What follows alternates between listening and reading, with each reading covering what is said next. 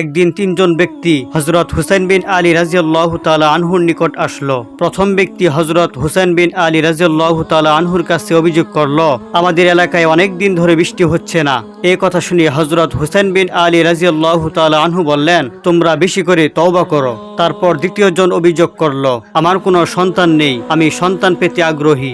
এই কথা শুনে হযরত হুসাইন বিন আলী রাদিয়াল্লাহু তাআলা আনহু বললেন, তোমরা বেশি করে তওবা করো। তারপর তৃতীয় ব্যক্তি অভিযোগ করলো, আমাদের এলাকায় দুর্ভিক্ষ দেখা দিয়েছে এবং ফসল উৎপন্ন হচ্ছে না। তখনও হযরত হুসাইন বিন আলী রাদিয়াল্লাহু তাআলা আনহু বললেন, তোমরা বেশি করে তওবা করো। তার সামনে যারা বসা ছিল তারা বলল, হে রাসূলের নাতি হুসাইন, তিনজন ব্যক্তি তিন ধরনের অভিযোগ করলো, আর আপনি একই উত্তর দিলেন কেন?